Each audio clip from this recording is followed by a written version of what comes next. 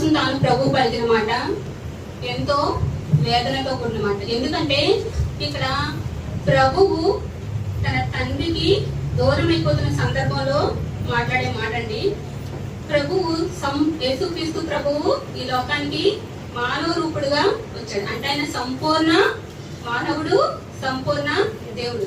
కాబట్టి ఆయన శ్రమలు అనుభవించి, ఎన్నో శ్రమలు మన కొరకు ఆయన అనుభవించారు.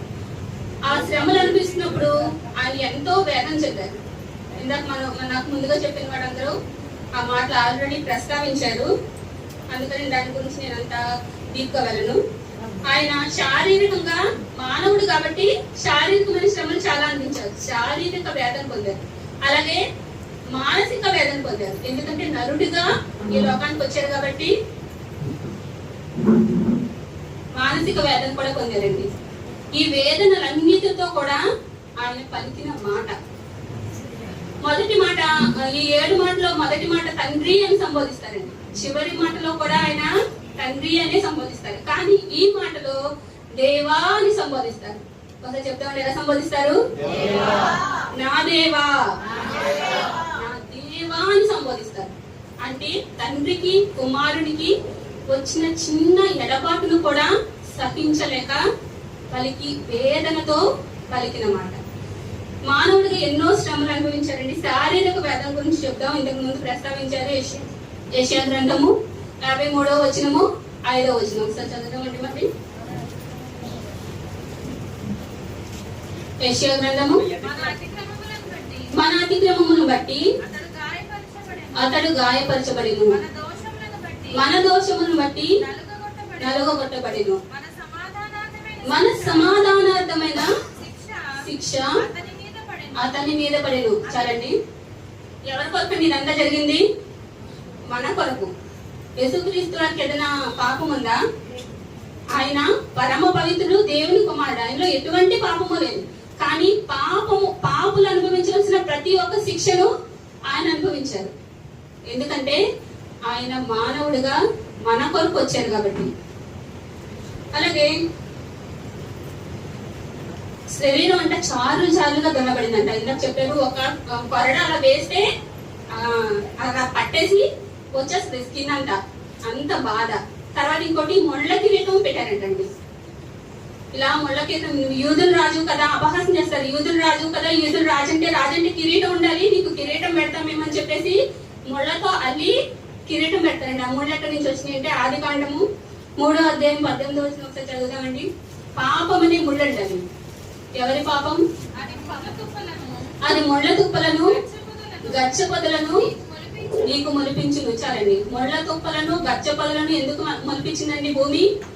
అప్పటి వరకు అలాంటివి ఏమీ లేవు. కేవలం ఆజ్ఞ అతిక్రమం వల్ల పాపం జరిగింది కదా. ఆ పాపానికి ఆ శిక్ష వచ్చింది. ఆ శిక్షను భూమి మొలిపించిన ఆ ముళ్ళు అనేది యేసయ్య తలకు అవి దేనికి గుర్తంటే మన ఆలోచన యొక్క పాపానికి గుర్తు. ఎంత భయంకరంగా ఆలోచిస్తామండి. అవి ఎదుటి వాళ్ళకి తెలియవు. మనం ఒక్కలుగా ఉన్నప్పుడు ఆలోచించుకుంటే మన ఆలోచనలు ఎలా ఉంటాయి అనేది మనకు తెలుస్తుంది. ఇతరులకు చెప్పలేము, అవి మనలోనే ఉంటాయి. అలాంటి ఆలోచన పాపం. ఆ ఆలోచన పాపం వల్ల ఆయన ముళ్ళ కిరీటం వచ్చింది. ఇంకొక విషయం, ఆయన చక్కగా కలువరి కొండ మీద మనం ఉన్న టేసీలో ఉన్నారండి. కలువరి కొండ మీదకి ఎలా వెళ్తున్నారు ఆయన? గొల్గోతా దగ్గరికి.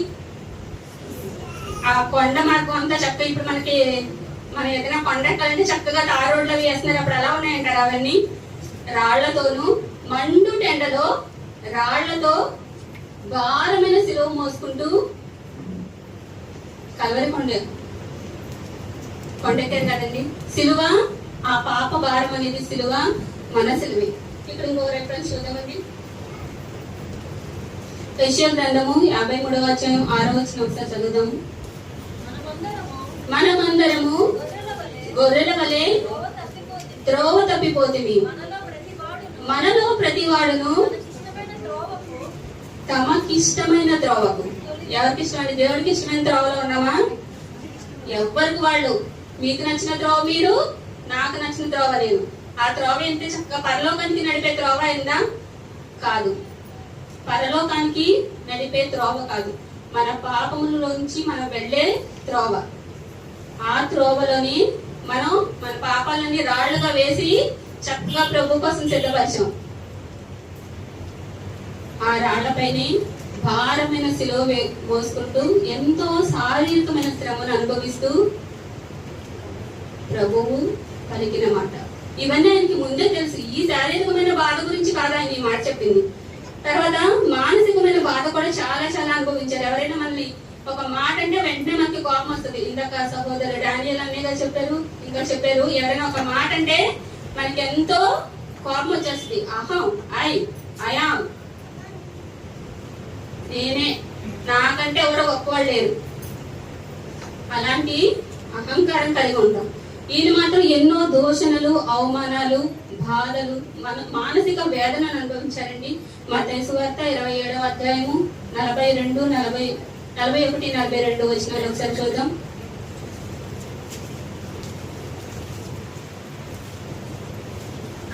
అలాగే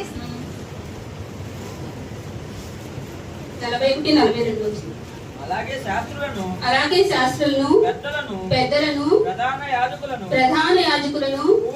కూడా ఆయనను అపహసించుచు వీడు ఇతరులను రక్షించును, తన్ను తాను రక్షించుకొనలేడు. ఇజ్రాయేలు రాజు కదా, ఇప్పుడు శిలువ మీద నుండి దిగిన ఎడల వాని నమ్ముదుము. ఏమంటారండి? తనను తను ఒకటి రక్షించుకోలేదు, మనం రక్షిస్తాడా? ఎంత ఆయన శిలువ మీద బాధపడుతుంటే అవమానకరంగా మాట్లాడుతున్నారు, ఉమ్ము వేశారు, కొట్టారు, ఆ వస్త్రాల కింద వేరే వస్త్రాలు వేశారు. ఎంత బాధ శోధన. నువ్వు దిగిరావయ్యా శిలువ నుంచి, అప్పుడు నమ్ముతాం మేము నిన్ను, నువ్వు దిగు అని ఎంతో అవమానకరంగా మాట్లాడుతుంటే మానసిక వేదన పొందారండి. నరుడిగా, సంపూర్ణ మానవుడు కాబట్టి మానసికమైన వేదన, శారీరకమైన వేదన పడుతూ ఈ మాట పలికారండి. తర్వాత ఇవన్నీ ఆయనకి ముందే తెలుసు. ఆయన బైబిల్లో రాసే ఉంది, అవన్నీ కూడా లేఖనాల నెరవేర్పు. యేసు ప్రభు జన్మించడం, అలాగే శిరోమరణానికి వెళ్ళడం, ఇవన్నీ ఆయనకి ముందే తెలిసే ఆయన ఇష్టపడి తండ్రి మాట చొప్పున ఇవన్నీ చేశారు. తండ్రి వెళ్ళమని చెప్పబట్టే ఇక్కడికి వచ్చారు. అది విధేయత. అంత గొప్ప విధేయత ప్రభువు తండ్రి పట్ల చూపించండి. ఎంత విధేయత అంటే, నువ్వు కిందకి తండ్రి కుడిపార్సన, పరలోకంలో తండ్రి కుడిపార్సమున కూర్చోదగిన గొప్ప భాగ్యాన్ని వద్ది మీరు పాపల కోసం నువ్వు వెళ్ళయ్యా, పాపల కోసం నువ్వు సిలువ వేయబడతావు, పాపల కోసం నీ ప్రాణం పెట్టు అంటే విధేయత చూపి కాదయ్యా నేను వెళ్ళను, నీ దగ్గరే ఉంటాను అనకుండా తండ్రి చెప్పిన మాట ప్రకారం విధేయత చూపి పరలోకా నుండి పశువుల పాకు వచ్చారండి.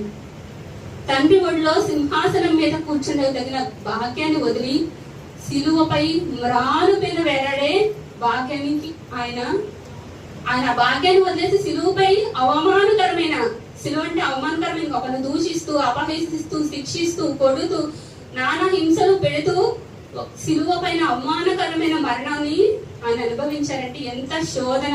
దానికి కూడా తండ్రి మాట చొప్పున ఆయన ఒప్పుకొని ఇక్కడికి వచ్చారు. కానీ అయినా కూడా ఆయన ఈ మాట చెప్తున్నారండి. మూడవదిగా ఆత్మీయ వేదన పొందారండి. ఆత్మలో ఎంతో వేదన కలుగుతుంది. మానవుడు కాబట్టి శరీరరీత్యా అలాగే మానసికంగా ఎంతో శోధన అనుభవించారు. కానీ ఇప్పుడు ఆత్మ ద్వారా శోధన అనుభవిస్తున్నారు. ఎందుకని? ఆయన దేవుడు కుమారుడు కదా. ఎందుకు అంత బాధని, అంత సిలువ పైన ఆ బాధతో కూడిన మాట, ఈ spoke it full of pain, ఎంతో బాధతో చెప్తున్నారు. ఎందుకంటే అక్కడ తండ్రి నుండి వేరు చేయబడుతున్నారు, సపరేషన్ జరుగుతుంది. ఒక బిడ్డ తన తల్లికి ఒక్క రోజు దూరంగా, ఒక్క క్షణం ఊరెళ్ళొస్తానమ్మంటే ఒప్పుకుంటారా? కాదు కాదు కాదు, వస్తాను వస్తాను వస్తాను అని పేచి పెడతారు. కానీ ఇక్కడ ఆ బాధను, ఎడబాటు అనే బాధను భరించలేక తండ్రి ఈ మాట చెప్తున్నారండి, నా దేవా నన్ను ఎందుకు చేయి విడిచావు, ఎందుకయ్యా నన్ను చేయి విడుస్తున్నావు నువ్వు అని బాధ. ఎందుకు విడిచారు? ఒకసారి యోహాను సువార్త 8వ అధ్యాయము 29వ వచనం చదవం. తండ్రి కుమారులకున్న అనుబంధం అక్కడ తెలియబడుతుందండి. ఒకసారి ఆ వాక్యం చదవం. నన్ను పంపినవాడు నాకు తోడై ఉన్నాడు, ఆయన ఇష్టమైన కార్యము నేను ఎల్లప్పుడూ చేయుదును కనుక ఆయన నన్ను ఒంటరిగా విడిచిపెట్టలేదని చెప్పాను. ఆయన నిమిత్తం, ఆయన కోసం, ఆయన కార్య నిమిత్తం నేను వచ్చాను కాబట్టి దేవుడు నన్ను ఎప్పుడు, నా తండ్రి నన్ను ఎప్పుడు విడువడు. ఎంత విశ్వాసం కుమారునికి! తండ్రి ఎప్పుడు తనను విడువడు. కానీ ఇక్కడ కుమారుని చెయ్యి తండ్రి విడిచాడు. ఎందుకొరకు? మీ కొరకు, నా కొరకు, మనందరి పాపాల నిమిత్తం ఆయన తన కుమారుని చెయ్యి విడిచాడు. ఆయన లోకానికి వెలుగై ఉన్నారు. ఈ మాట చెప్పడానికి ముందు మొత్తం 3 గంటలప్పుడు కట్టిక చీకటి కమ్మింది. ఆయన లోకానికి వెలుగై ఉన్నారు. ఆ వెలుగుని, ఆ పాపం, మనందరి పాపం ఆయన మీద పడడం వల్ల ఆయన తండ్రి నుండి వేరు చేయబడ్డారు. ఆ ఒక్క క్షణం అలా వదిలి ఇలా పట్టుకునే ఒక్క క్షణం, ఆయనను పట్టుకునే ఆ ఒక్క చిన్న క్షణం కూడా తండ్రి నుండి వేరవడానికి ప్రభు వారు ఇష్టపడలేదు. ఆ బాధతోనే నన్ను ఎందుకయ్యా నువ్వు చేయి విడిచావు అని చెప్తున్నారు. దేవుడైన దేవుడు మనిషి అయిన దేవుడి చేయి విడిచిన క్షణం ఆయన పొందిన బాధ, వేదన ఈ మాటలో మనకు కనపడుతున్నది. మన పాపం అంతా కూడా ఆయన మీద పడబట్టి, తండ్రికి కూడా కుమారుడు అంటే ఎంతో ఇష్టం. ఆది నుండి, సృష్టి ఆరంభం నుండి తనతో కూడా ఉన్న కుమారుడు విడవడం తండ్రికి కూడా ఇష్టం ఉండదు. కానీ విడిచాడు. ఎందుకంటే మనం చేసిన పాప భారం ఆయన మీద పడబట్టి ఆ పాపాన్ని ఆయన మోస్తున్నారు కాబట్టి, ఆ పాప రూపిగా, ఆయన పాపి కాదండి, మన పాపం ఆయన మీద పడడం బట్టి పాప రూపిగా ఉన్న ఆయనను చూడలేక తన ముఖం చాటు చేసుకున్న ఆ ఒక్క క్షణం, విడువబడిన ఆ ఒక్క క్షణం, ఆ బాధను తాళలేక, తండ్రి వియోగాన్ని, తండ్రి తన చేయి విడిచే ఆ ఒక్క క్షణం, ఆ వియోగాన్ని భరించలేక ప్రభు ఈ మాట చెప్పారండి, నా దేవా నన్నెందుకు చేయి విడిచావు. ఇక్కడ ఒక చిన్న మాట చెప్పాలనుకుంటున్నానండి. ఒక రైల్వే గార్డ్ ఉన్నాడండి. అతను ట్రైన్స్ వెళ్ళడానికి రావడానికి కూడా అనుమతి ఇస్తూ ఉంటాడు.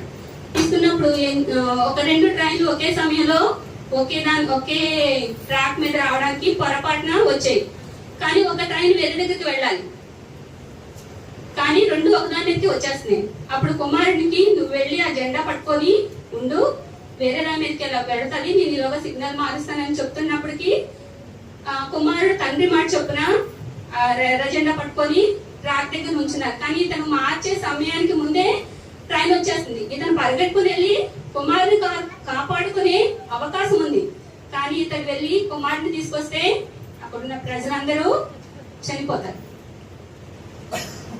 వాళ్ళందరి కోసం తన కుమారుడు తన కళ్ళ ముందే చనిపోతున్నా తండ్రి సహించడు.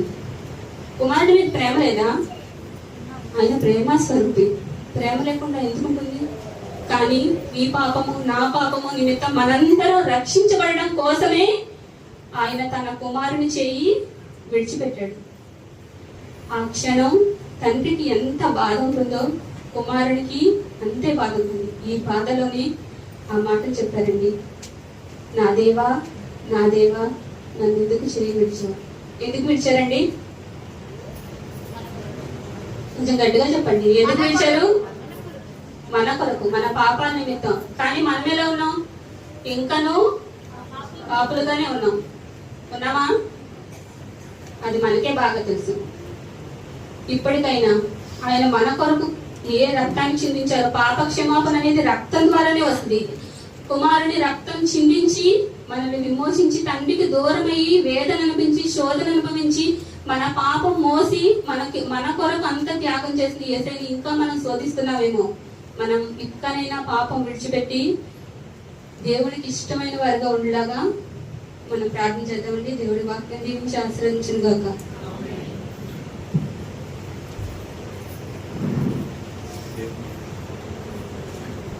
దేవుని నామానికి స్తోత్రం గాక. నా దేవా ఎందుకు విడిచిపెట్టావు? భార్య భర్తలు విడిపోతే వాళ్ళు తెలుస్తుంది బాధ ఏంటో. కుటుంబంలో వ్యక్తి విడిపోయింటే తెలుస్తుంది బాధ ఏంటో. దేవుడంట మన కోసం యేసయ్య పాపముగా చేయబడ్డాడంట. పాపం ముద్దగా చేయబడ్డాడు. ఆయన దేవుని చేత విడవబడ్డాడు. అయితే దేవా ఎందుకైనా చేయి విడిచావు? చాలా డిఫరెంట్ మాట. ఈ మాట అండి 8 గంటలు, ఒక 5 గంటలు మాట్లాడిన అవ్వదు. దేవా థియు అంటారు గ్రీక్ భాషలో. థియోస్ అంటే గాడ్. థియాలజీ అంటే మీకు థియాలజీ అంటే తెలుసా మీకు? వేదాంతం అంటే థియాలజీ అంటే థియో ప్లస్ లోగోస్. థియో అంటే గాడ్, లోగోస్ అంటే వర్డ్, దేవుని మాట.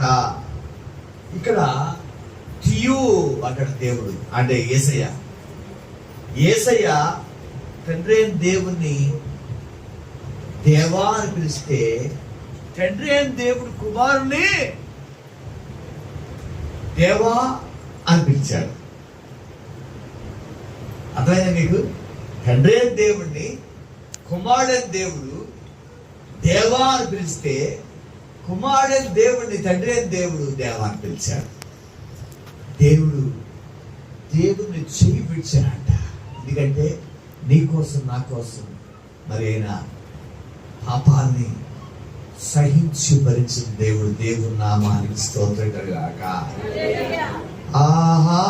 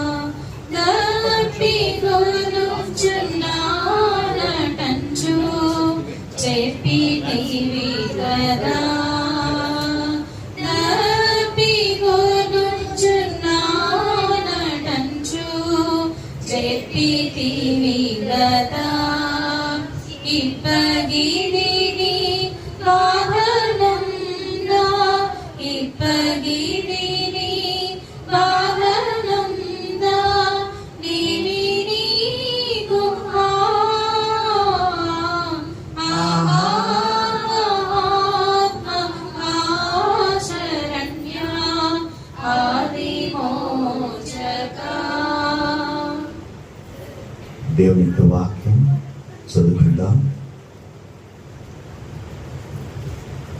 ప్రార్థన ఉమా తల్లి గారు చేస్తారు. సిద్ధంగా ఉండండి. యోహాను సువార్త 19:21 అటు తర్వాత సమస్తమును అప్పటికి సమాప్తమైనదని యేసు ఎరిగి లేఖనము నెరవేరినట్లు నేను తప్పికొనుచున్నానని చదవబడిన వాక్యం దేవుడి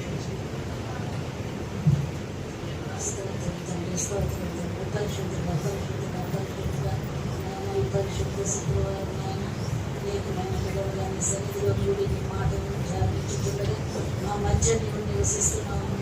తండ్రి ఏ 5వ మాటనైనా ధ్యానించుతుండగా నీ ఆత్మతో మమ్మల్ని నింపి బలపరుచున్నాను.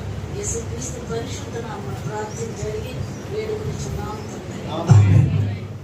మరి ఈ మాట మీద మరి మాట్లాడటకు దేవుని వాక్యం ద్వారా సందేశకు సంఘ పెద్దలు సియోను ప్రార్థనా మందిరం ప్రెసిడెంట్ గారు సిద్ధంగా ఉన్నారు. వారు వచ్చి కొద్దిసేపు మరి టైమర్ ఉందండి, టైమర్ చూస్తున్నాము. అలాగంటే మధ్యలో మళ్ళీ చేయబట్టి లాగాను. ఎవరైనా అదే చూస్తాను అన్నమాట. క్రమశిక్షణగా మాట్లాడుతున్నారు. ఒకవేళ మరీ ఎక్కువసేపు తీసుకుంటే నేను ఉంచుకున్నాను తప్ప వాక్యాన్ని నేను మధ్యలో నేను కటింగ్ చేసే సిద్ధపడట్లేదు. మరి ప్రెసిడెంట్ గారు కోటి గారు వారి కొద్ది నిమిషాలు మాట్లాడతారు. 2 నిమిషాలు మాట్లాడినా వారు తెలుసండి. కాబట్టి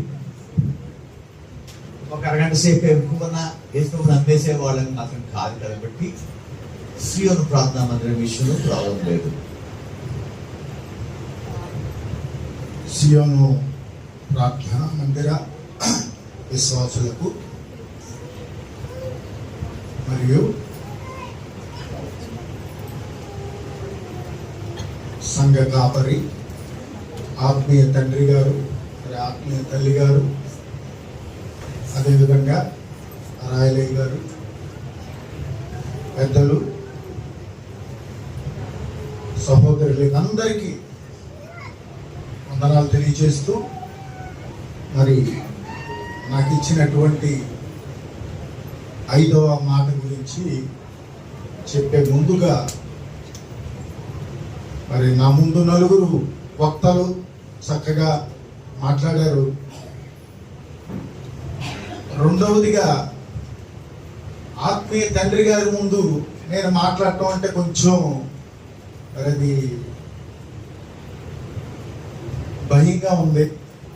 ఏం మాట్లాడుతున్నా నేను. అయినప్పటికీ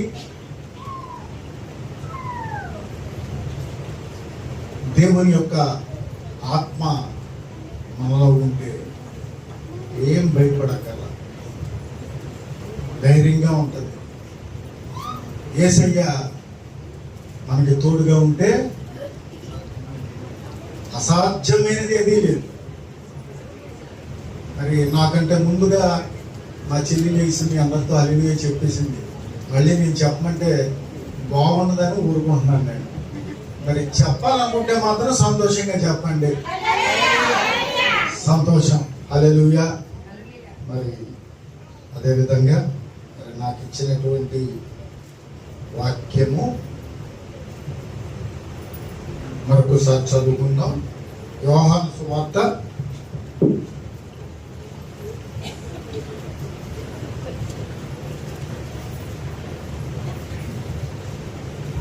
19వ అధ్యాయము 28వ వచనము.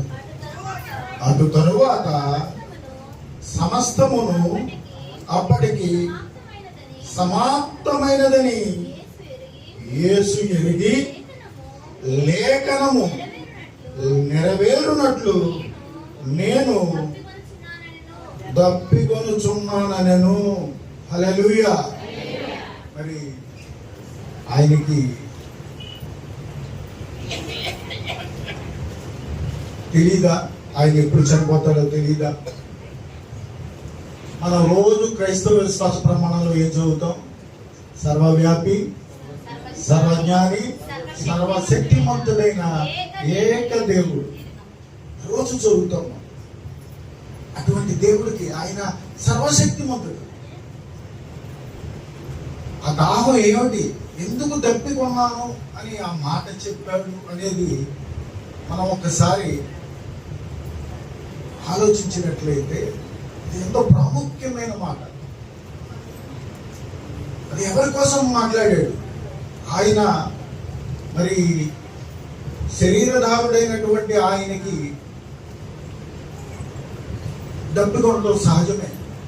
ఎందుకంటే తెల్లవారుజాము నుంచి పిలాతు గారు శిక్ష వేయడం, అక్కడ నుంచి బడులు తీసుకువెళ్ళటం, మరి ఒక్కసారి మనం ఆ జరిగిందంతా సిలువ మోసుకొని వాళ్ళ కొరడాలతో కొట్టి ముళ్ళ కిరీటం పెట్టి అపహసించి ముమ్ము వేసి కాళ్ళతో తంతు ఇవన్నీ ఒక ఎత్తైతే వాళ్ళ చేతుల్లో అంతంత లావు మేకులు అంటే ఆ చెక్క మీద కొడతా ఉంటే బా దేవుడు ఎలాగ భరించాడో, ఎంత బాధేస్తాడో. అటువంటి బాధ తర్వాత ఎవరో అనిపించలేదేమో. దేవాది దేవుడు, మనుషులు, దొంగలు, కూలికోళ్ళు అలాంటి వాళ్ళకి పర్ల శిక్షలు ఏమి చేయకపోయినా కూడా ఆయన శిక్షింపబడ్డాడు. దేనికి? లేఖనములు నెరవేరునట్లుగా. లేఖనాల్లో ఉంది ఆయన రక్తము చిందించాలి. చిందించకపోతే పాప పరిహారం లేదు. మన పాపం పరిహరించబడాలి అంటే ఆయన రక్తము చిందించబడాలి. మరి యెరూషలేము దేవాలయంలో పస్కా గొర్రె పిల్లను బలిచ్చిన టైం కూడా 3 గంటలే. యేసయ్య మరి ఆ శిలువ మీద బలియాగం అర్పించిన టైం కూడా 3 గంటలకే. ఇది ఏక కాకతాళీయం కాదు, ఇదంతా దేవుని యొక్క చిత్త ప్రకారం జరుగుతున్నటువంటి క్రియ. లేఖనములు నెరవేర్చాలి. ఆ లేఖనముల్లో ఏముందో ఒకసారి చూద్దాం.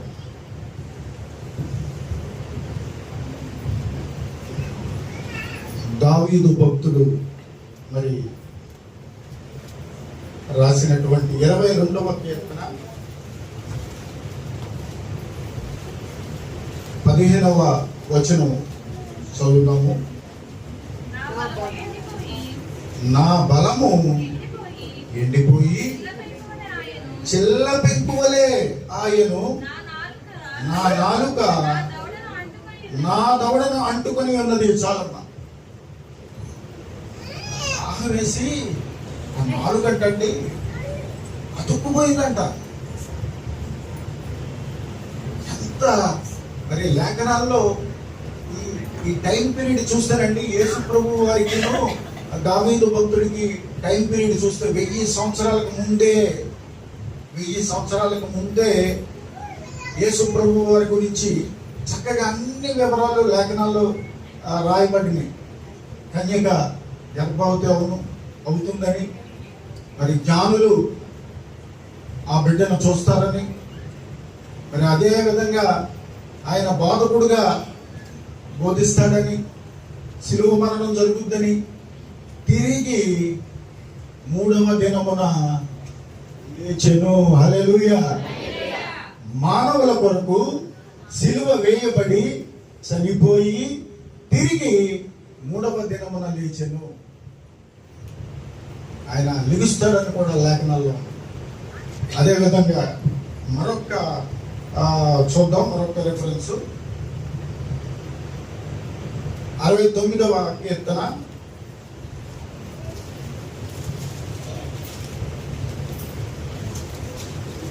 'వారు చేదును నాకు ఆహారముగా పెట్టిరి, నాకు దప్పి అయినప్పుడు చిరకలు తాగనిచ్చిరి.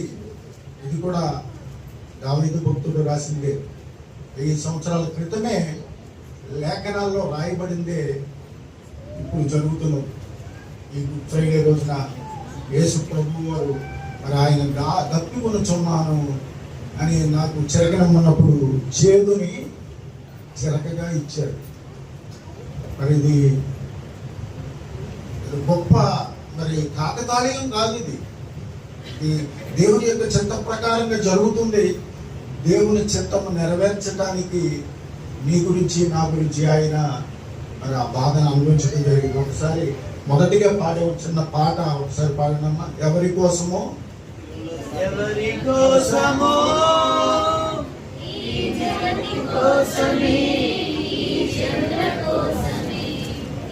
జగతి కోసమే, ఈ జనముల కోసమే. చాలమ్మా, చాలు. ఇక ఆఖరిగా చెప్పేది అది దప్పికొనుచున్నాను అనే మాట ఎందుకు మాట్లాడాడు అంటే ఆయన మరి ఈ శరీర దప్పిక కాదండి, ఆత్మీయ దప్పిక. మన గురించి, ఎవరి కోసం? నీ గురించి, నా గురించి. మరి ఆయన దప్పికొచ్చున్నాడు. నువ్వు రక్షణ పొందావా లేదా? నిన్ను రక్షించడానికి వచ్చాడా? మనం ఫ్యాషన్గా ఫ్యాన్సీగా ఏదో వచ్చాము, పేరుకి క్రైస్తవుణ్ణి, బైబిల్ పట్టుకొని వెళ్తాను, నేను క్రైస్తవుణ్ణి అని చెప్పుకొని కాదు. కానీ ఆయన చెప్పింది ఆచరించాలి. సహనం కావాలి. నాకు ఒకప్పుడు సహనం చాలా తక్కువగా ఉండేది. నిదానంగా నేర్చుకున్నాను. సహనంగా ఉండడం ఎలాగా అనేది నేర్చుకుంటున్నాను. అది ఒక్కరోజే రాదు, నిదానంగా వస్తుంది.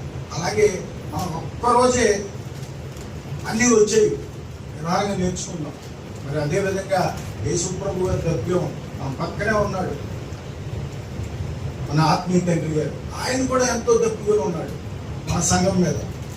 ఎంత దప్పిగో మనం తీర్చగలమా లేదా అనేది ఆయన ఎప్పుడూ చూస్తూ ఉంటాడు. ఈ సంఘము తప్పకుండా మీ దప్పికని తీరుస్తుంది. దేవునికి స్తోత్రం, దేవునికి స్తోత్రం. అదే అటువంటి దప్పిగా ఆయన మాటల్లో నేను దప్పికొచ్చున్నాను, మీరంతా రక్షణ పొంది చక్కగా నా వద్దకు రండి, మీ యొక్క దాహము తీరుస్తానని చెప్తున్నాడు. మరి ఆయన లక్షల మంది ఇశ్రాయేలీయులు నీరు లేక దప్పికొన్నప్పుడు మోషే ఆ బండను కొట్టు అన్నప్పుడు అది జలధార ఎలాగొచ్చిందండి? మనందరికీ లక్షల మందికి దాహం తెచ్చిన ఆయనకి దాహం ఎందుకు వేస్తుంది?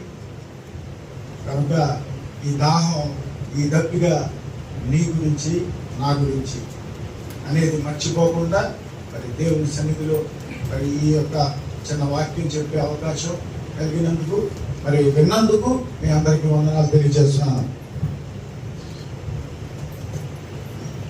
అందరికంటే ముందుగా అనిపించిన ప్రెసిడెంట్ కోటి గారికి వందాలండి. ఇక్కడ యేసయ్య దాహము యాదృచ్ఛికమైన సంగతి కాదు. దాహం ఎందుకు వేస్తుందండి? దాహం ఎందుకు వేస్తుంది? ఈరోజు చాలా మంది ఏం చెప్తారు సార్? దాహం అంటే ఆత్మీయ దాహము, అనేక ఆత్మలు రక్షించాలని దాహము అంటారు.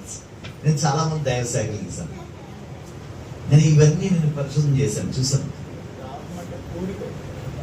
ఈ దాహం అంటే ఏం చూసామండి? ఎందుకు దాహం కొన్నాడు? జస్ట్ ఆయన మానవుడు అంతే. నువ్వు దాహం కొన్నావా? దేవుడికి ఏం చేశాడు? దాహం అంటారు చూసావా? ఆయన సంపూర్ణ మానవుడు, సంపూర్ణ దేవుడు. 50-50 కాదు, 50-50 అంటారు. ఏమండి? సగం సగం. ఆయన పరిపూర్ణమైన దేవుడు, పరిపూర్ణమైన మానవుడు. ఆయన దాహం కొన్నాడు. Nothing because he's the pure human being. సంపూర్ణ మానవుడు. నా కష్టాలు నీకేం తెలుసు అయ్యా? నువ్వు దేవుడివి, ఎక్కడో ఉన్నావు. నా దాహం తెలుసా? నా ఆకలిని తెలుసా? నా నిద్రను తెలుగువా అంటే దేవుడు నీ కొరకు ఆయన నువ్వు ఎలా దాహం పొందావో అలా దాహం పొందావు. దేవుడు నామానికి స్తోత్రం. ఆయన అంత ప్రేమ అంటారండి. నేను ఈ లోకానికి వచ్చి ఎన్ని కష్టాలు పడ్డానో నన్ను మించే కష్టాలు పడ్డాడు. దేవుడు నామానికి స్తోత్రం కలుగును గాక. తల్లండి, ఈ లోకంలో తల్లి గర్భ అంటే ప్రసవం చేసే సమయంలో అండి ఎంత నరకం అనిపిస్తుందో. ఇప్పుడు అంత సిస్టమ్ మారిపోయిందండి. సిజేరియన్ టప్ టప్ టప్ అన్నారు, వచ్చి చిన్న జిప్ వేస్తారు, ఇలా జిప్ లాగడం, జిప్ తీయడం, ఆపరేషన్ అయిపోయింది. నో మమ్మీ, దీనికి కూడా రెమెడీ. కొంతమంది వాళ్ళకంటారు, వాళ్ళ మంది ఇంకోటి అంటారు, సొలగోసి అంటారు.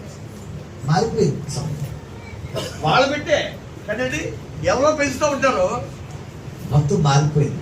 కానీ సాధారణంగా తల్లి ఏకంటే అసలు బిడ్డ ప్రసవ వ్యాధి. మా ఇంట్లో రండి ఒక కుటుంబం అద్దెకు ఉంది. ఆ కుటుంబంలో ఒక చిన్న బిడ్డ ఉంది, తండ్రి ఉన్నాడు. ఆయన తల్లి కనపడేది కాదు. నేను అడిగాను, వీళ్ళ అమ్మ ఎక్కడా అంటే వాళ్ళ అమ్మ అండి మరి ప్రసవ వ్యాధిని పడే సమయంలో ఆమెకి హార్ట్ అటాక్ వచ్చిందండి. ఈ బిడ్డలా పుట్టింది, హార్ట్ అటాక్ వచ్చింది, తల్లి అక్కడ చచ్చిపోయింది చెప్పాడు. ఆ తల్లి తన తల్లిని, ఆ బిడ్డ తల్లిని చూడలేదు. ఎంత ప్రసవ వ్యాధిని పడిందో, పాపం చనిపోయింది. ఆ చిన్ని బిడ్డను వేసుకుని అతను పేస్తుంటే అప్పుడు చిన్న పిల్ల ఎంత బాధేస్తుందో నాకు. తల్లిని చూడలేదు. మరి ఈరోజు మనం జ్ఞాపకం చేసుకుందాం. దేవుడు నువ్వెన్ని కష్టాలు భరించావో అన్ని కష్టాలను భరించాడు. దేవుడు నామానికి స్తోత్రం కలుగునుగాక. ఆయన ఇది ఎవరి కోసం అంటే ఇట్స్ బికాస్ ఆఫ్ యూ. ఇంకోటి తెలుసండి, సముద్రంలోకి వెళ్తే మీరు ఇప్పుడు సముద్రంలో ఒంటరిగా ప్రయాణం చేస్తారనుకోండి, నీళ్ళు లేవనుకోండి, పెద్ద బాధపడక్కర్లే కదా. సముద్రంలో అన్నీ నీళ్ళే. గబ్బుకొని తీస్తాడు గ్లాసులు, ఏమండి హాయిగా ఉంటుంది కదా. అంతేనా? ఉప్పు నీళ్ళు ఎవరు తాగుతారా? ఉప్పు నీళ్ళు తాగారనుకోండి దాహం తీరదు తెలుసా మీకు, ఇంకా భయంకరమైన దాహం పెరిగిపోద్ది.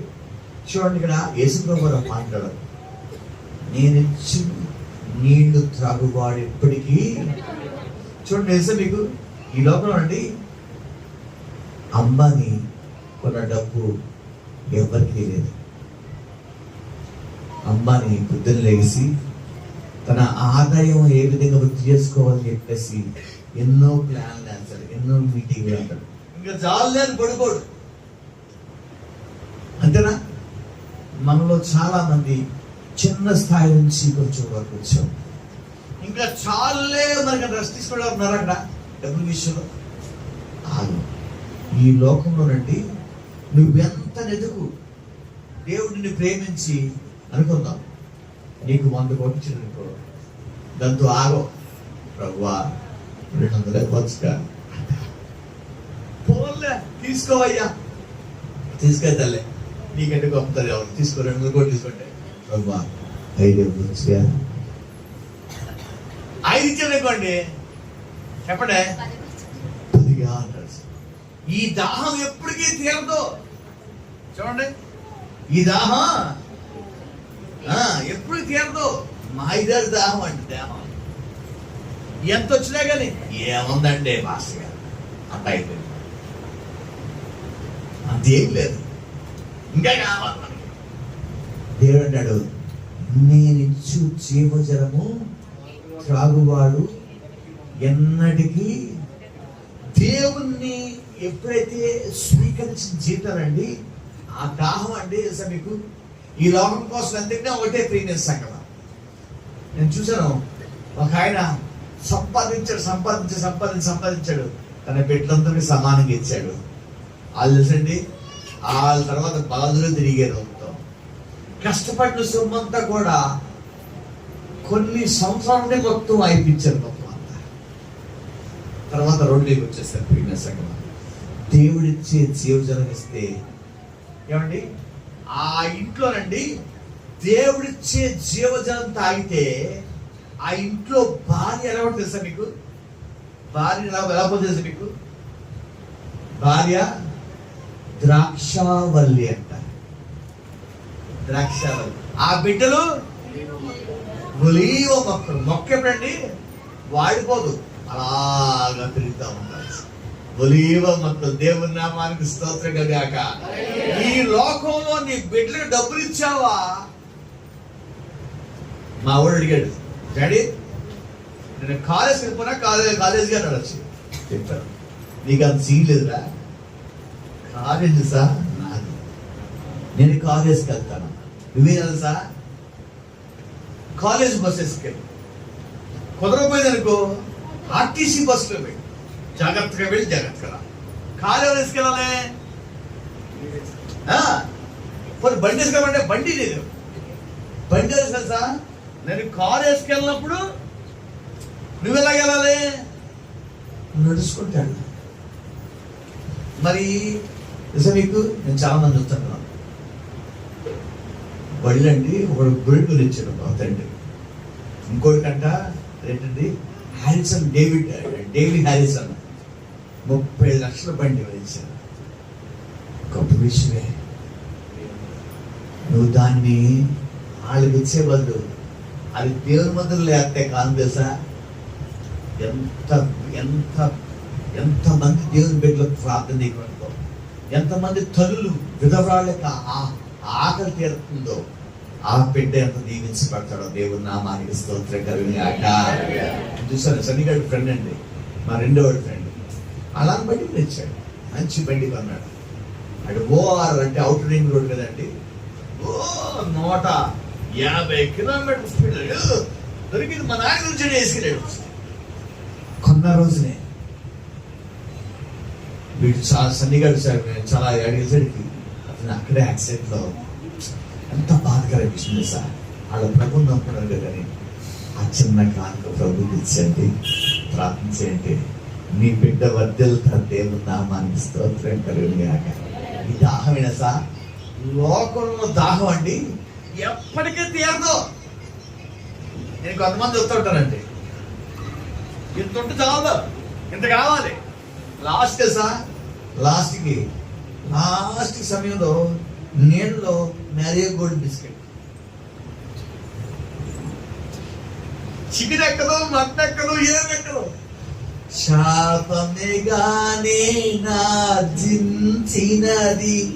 ఏమర్జించామండి? అది దాహం ఏంటి సార్ మనకి? శాపమే దాహంగా అర్జించాం. ఏ దాహం అండి మనది? మన దాహం ఏంటి సార్? ఇంకా కావాలి, ఇంకా కావాలి, పోసుకో, ఇంకా పట్ట పగిలిపోద్ది. నేను చాలా మంది వస్తుంటానండి, ఎంత దాహం, కనిపి తీరని దాహం. ఎందుకంటే ఏ దాహం అండి అది? ఆఖరికి నేను చూసానండి, ఒక అతన్ని మన పేపర్ చూసాం, ఒంటి నిండా బంగారం వేసుకొచ్చాడు. ఒంటి నిండా బంగారం, 3 కేజీలు 4 కేజీలు ఇలాగ ఒక తప్పుడు డ్రెస్ అన్నాక ఆడు ఒంటి నిండా బంగారమే. ఇదండిలాగా ఇలా అంట, ఇది రింగము ఫింగర్ తెలుసా, ఇక్కడి నుంచి ఎలా పెట్టారు బంగారం. చచ్చిపోయేటప్పుడు ఏమి లేవాడు కదా, ఫోన్ చేసి అన్నయ్య 1 లక్ష రూపాయలు ఇవ్వ అన్నాడు.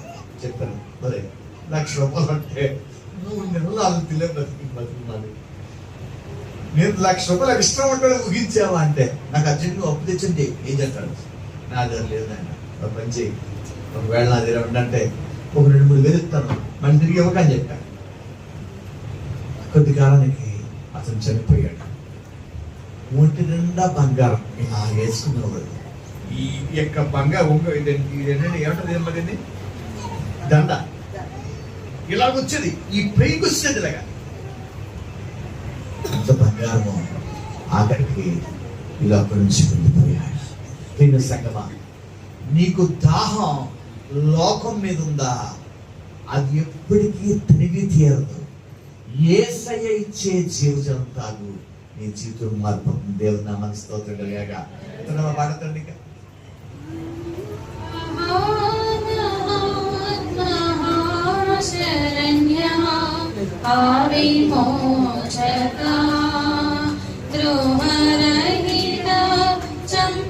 అందరూ లేచి నిలబడదామండి.